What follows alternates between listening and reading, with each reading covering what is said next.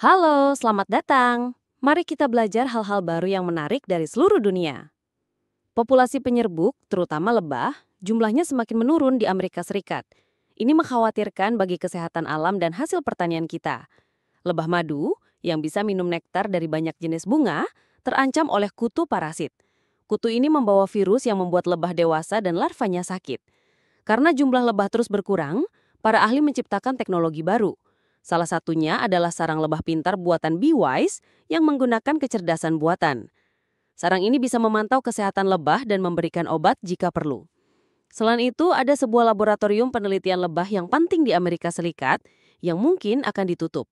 Ini bisa menghentikan usaha untuk melindungi lebah dan memahami kehidupan mereka. Semua ini menunjukkan betapa pentingnya kita menjaga kesehatan penyerbuk untuk keseimbangan alam dan ketersediaan makanan kita. Hujan deras yang turun terus-menerus menyebabkan banjir terparah di Provinsi Guizhou, Tiongkok selama puluhan tahun. Air Sungai Duliu di Kabupaten Rongjiang meluap dengan sangat deras, mencapai rekor kecepatan 11.400 meter kubik per detik. Ketinggian air sungai juga naik sekitar 11 meter dari biasanya. Para pejabat mengatakan bahwa alat pengukur air di beberapa wilayah provinsi pegunungan di barat daya Tiongkok ini mencapai angka tertinggi dalam 30 tahun terakhir. Hujan lebat ini dimulai pada tanggal 18 Juni. Sebuah penelitian baru di jurnal Antiquity menantang pendapat lama tentang patung-patung Retu Hatshepsut yang hancur. Dulu, orang mengira patung-patung itu dirusak karena kampanye balas dendam oleh penerusnya Thutmose III. Namun, seorang ahli Mesir dari Universitas Toronto, Jun Yi Wong, meneliti kembali catatan penggalian dari tahun 1920-an.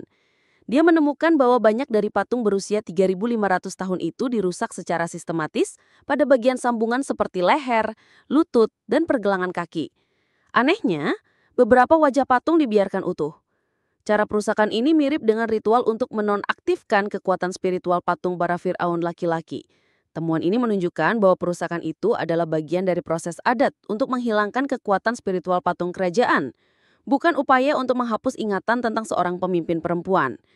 Meskipun Thutmose III memang memerintahkan penghapusan nama Hatshepsut dari monumen, alasannya mungkin lebih karena aturan keagamaan, penggunaan kembali sumber daya, dan politik, bukan hanya karena kebencian atau prasangka gender. Penelitian ini memberikan pemahaman baru tentang warisan salah satu Firaun perempuan Mesir yang paling sukses. Organisasi Kesehatan Dunia atau WHO merilis laporan terbaru tentang epidemi tembakau global pada tahun 2025. Laporan ini diumumkan dalam konferensi dunia tentang pengendalian tembakau di Dublin. WHO memperingatkan bahwa kemajuan dalam mengurangi kebiasaan merokok telah melambat untuk pertama kalinya dalam hampir 20 tahun.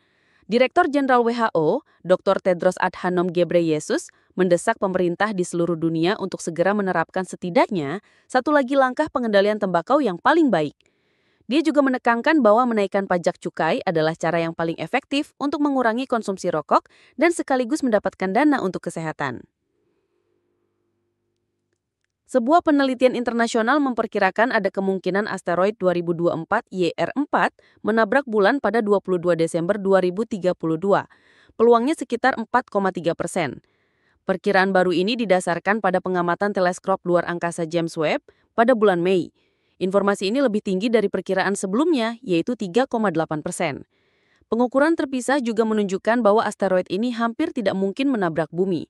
Resiko terhadap bumi sekarang sangat kecil, hanya 0,0017%. NASA telah memberikan izin terakhir bagi SpaceX dan Axiom Space untuk meluncurkan misi pribadi Axiom Mission 4 yang akan menuju Stasiun Luar Angkasa Internasional pada hari Rabu, 25 Juni, pukul 2.31 waktu pagi. Peluncuran akan dilakukan dari Kennedy Space Center menggunakan roket Falcon 9. Bagian pertama roket ini akan mencoba mendarat kembali di darat. Jika peluncuran hari itu gagal, ada kesempatan lagi 24 jam kemudian. Misi 14 hari itu akan menggunakan kapsul Crew Dragon C131 yang baru dibuat. Kapsul ini akan membawa 4 astronot. Peggy Whitson, seorang mantan astronot NASA yang sangat berpengalaman, akan menjadi komandan penerbangan. Dia akan menambah rekornya berada di luar angkasa. 3 astronot lainnya adalah Shubhanshu Shukla dari India, Selawos Usnansih Disnevsky dari Polandia, dan Tibor Kapu dari Hungaria.